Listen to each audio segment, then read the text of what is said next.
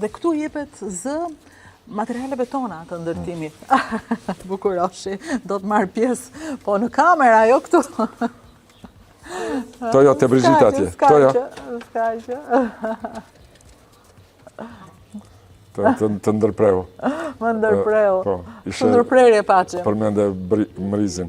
Që është një ide që kur flasim për gjanat tona në arkitektur, automatikisht njerëz mendojnë në një revival, një rilindje të gjanave të vjetra. Nuk e marrin me mend që është e mundun me bë gjana të reja, bashkohore me identitetin tonë. Me gjanat cilat janë të mjedisit tonë, me materialet cilat janë tonat, nështë edhe me arrit edhe në shprehje formale cilat nuk i ngjajnë asnjë vendin botë, janë tonat, po janë të reja. Nuk do të thotë që duhesh me ndërtu kullat gurit për me bë arkitekturë tonë. Po ndryshon Shqipëria në arkitekturë dhe çfarë shikoni ju në këtë? Është një tendencë, ka shumë kritik të arkitekturës sot që mendojnë që ajo gjanat e vlefshme momentalisht janë duke u kriju në periferi, jo në qendër. Do të thotë nuk kemi në gjë shumë të jashtëzakonshme në Paris, New York, Berlin. Gjanat më interesante momentalisht janë në për zonat të shpërndara, në vende si Portugali, Spanjë, në fshatra zvicrane, e tjera, nështë edhe në Shqipëni së shpeti, në vende ku nuk e pret, do thotë, ku është ku ka ende identitet, po jo globalitet të... Po pse? Ka një lloj kthimi tek jo, thjesht është një energji, është një e cila nuk është përdorur, dhe e cila ka shumë për të thënë. E kupton, arkitektura globale e këtyre qendrave të mëdha është repetitive, një ndërtesë në Paris apo në Berlin apo në New York, me pa vetëm një ndërtesë të izoluar, nuk e di në cilin qytet mundet me qenë. Thotë, kjo është arkitektura internacionale, si e quajmë neve. Po ekziston edhe një shprehje tjetër e cila është në pah, e cila është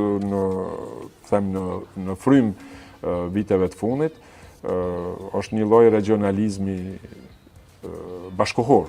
Jo si të them rilindje e shprehjeve të vjetra. Po është e re. Është e re, po është regional. Ju keni kuruar, keni qenë kurator i Kosovës në 2014 në Bienale, dhe unë isha këtë vit në Bienale dhe ndjeva këtë frymë edhe atje. Një lloj fryme e rikthimit e thjeshta, të normalja, madje në një moment se njeriu e shpjegon në mënyrën e vet artin, sidomos kur nuk është artist, po qeshja dhe ndalova gjatë tek një shitës frutash. Shiteshin fruta dhe ajo ishte pjesë e artit në një, nuk e di kë ekspozon të cilin vend, dhe poria po shikoja dhe thash, në fakt kjo është e vërteta. A ndalon ti kur vijnë frutat ose kur peshkon dikush puzdet dhe ti rindalon, pse të mos vijë ajo dhe ajo është art në mënyrën e vet.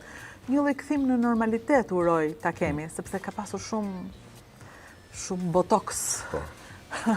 Nëse është shqyqor në besën Shqipëri edhe në Kosovë që e njoh më mirë, është ky vrulli i shumë viteve të pasive, do thotë mos ndërtimi në 4-5 deceni i madh, nëse jo edhe më tepër, edhe normal që është një presion financiar, presion demografik, presion i ardhjes në zonat banueshme, nga periferia, edhe është një vrrull i madh i ndërtimit. Aty është pak problemi, kur gjanat bëhen shpejt, mundën me u bë edhe keq. Arkitektura mirë kërkon kohë, kërkon pasion, kërkon durim. Pak investitor, pak njerëz e pranojnë sot këtë aspekt. Po kjo shtëpi është punu 4-5 vite, mëse jo edhe më tepër. Kërkon kohë. Në Kosovë tërkohë? Çfarë bëni? Në Kosovë jam aktiv që nga viti 2000 mas luftës, 2001-2002. Kam ndërtu relativisht shumë, mbi 20 ndërtesa në Kosovë, qysh nga ajo periudhë. Unë jam me bazë në Gjenevë, zyra ime është në Zvicër, në Gjenevë, po punoj në Kosovë rregullisht, por shpresoj do të më rri me punu edhe në Shqipëri, jam shumë i... Po, mbase shtëpia me siguri. Si do ja bëni të përballoni kërkesa? Aty të shohim, unë jam arkitekt autor, unë punoj ende vetë shumë, stafi im janë asistent që më përcjellin mu, po unë i dizajnoj çdo gjë që del nga zyra ime. Unë nuk do ta kem kur një zyre shumë të madhe, se kam dëshirë me kontrollu me punu punë më pak ndoshta, po të kvalitative. Kështu që kështu kam funksionu gjithmonë, që nga fillimi i karrierës, funksionoj edhe sot.